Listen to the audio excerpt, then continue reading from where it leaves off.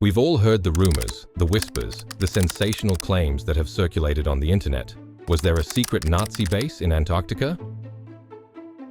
On the surface, internet claims seem to confirm its existence. But let's not kid ourselves. We're not talking about UFOs, alien encounters, or hidden treasure troves. No, the reality of the Nazi presence in Antarctica is far more grounded in history. In the late 1930s, between December 1938 and April 1939, a German research vessel named the Schwabenland embarked on an expedition to the Antarctic coast. Led by a professional naval officer, this mission was not about extraterrestrial escapades or fantastical conspiracies. It was driven by a more practical need: whale oil. You see, back then, Germany, like many European nations, relied on whale oil for various purposes, including margarine production.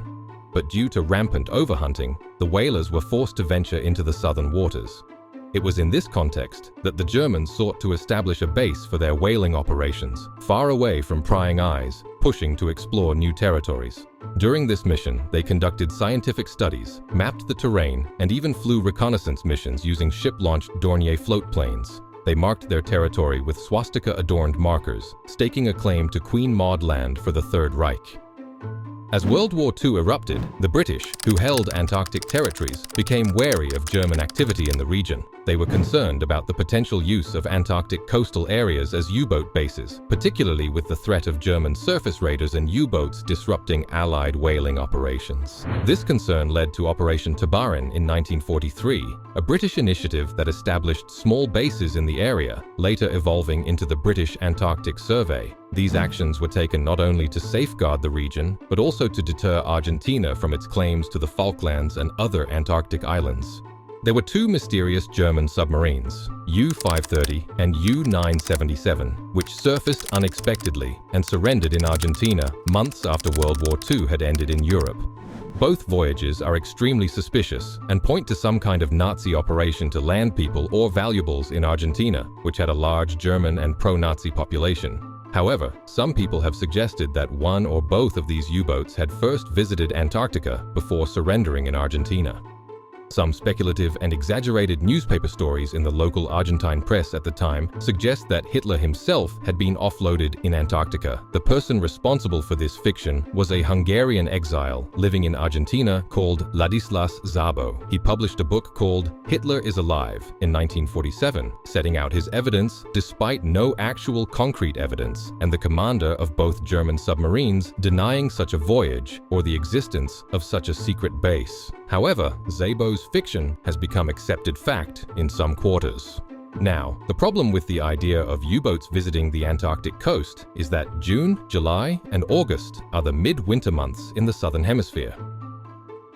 A submarine would have trouble approaching the Antarctic coast. Pack ice 1 to 2 meters thick surrounds the coastline during the winter. It has been shown to extend between 500 and over kilometers out from the coast between May and July. Both submarines would have had to travel huge distances under the ice, many hundreds of kilometers or even thousands of kilometers. This was not feasible because these submarines were not true submarines but rather submersibles. They ran on the surface using diesel engines, and when submerged, they could use a snorkel to suck in fresh air to allow the diesels to continue running, which would be impossible if they were under the ice, or they could run on electric batteries which powered the motors, and these required recharging. The other thing was the crew needed fresh air, so every 2 days or so, the submarine would have to have surfaced. Is this feasible? Could German U-boats of the size and type really punch through 1 to 2 meters of ice? Navigation would have been very difficult due to 24-hour darkness and heavy cloud cover. If they had reached the coast alive, the U-boat crews would have then encountered average temperatures of minus 26 degrees Celsius with a wind speed of around 15 kilometers an hour, producing conditions of about minus 40 degrees Celsius.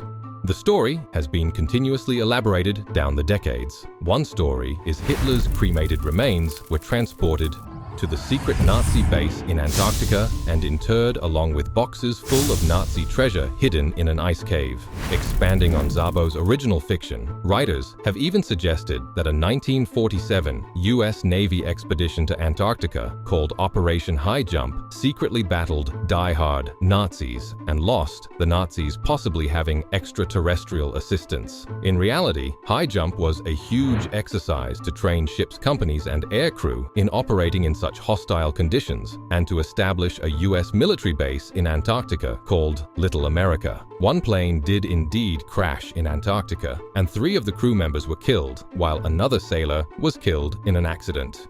Another story doing the rounds is linked to Operation Tabarin. It says an elite Special Air Service unit termed SAS had the German base under surveillance during the war, and the British launched a commando attack to neutralize it around Christmas 1945, which failed. The German base was finally destroyed by exploding 3 atomic bombs above it in 1958. Aside from the dubious source material, the reality of an SAS raid in Christmas 1945 was impossible, as the regiment had been disbanded in October 1945 and was not reformed until 1948.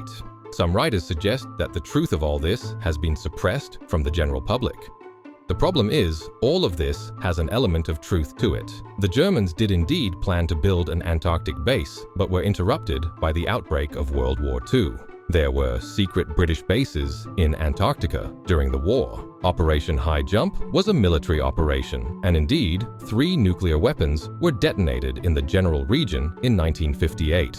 The atomic blasts, codenamed Operation Argus, were conducted by the United States 1,700 kilometers southwest of Cape Town, South Africa. They were 3 very high-altitude test shots. The closest detonation to Queen Maud Land in Antarctica and the purported German base was number 2, which exploded 2280 kilometers north at an altitude of 290 kilometers, which is a bit high if you're trying to knock out the secret Nazi base.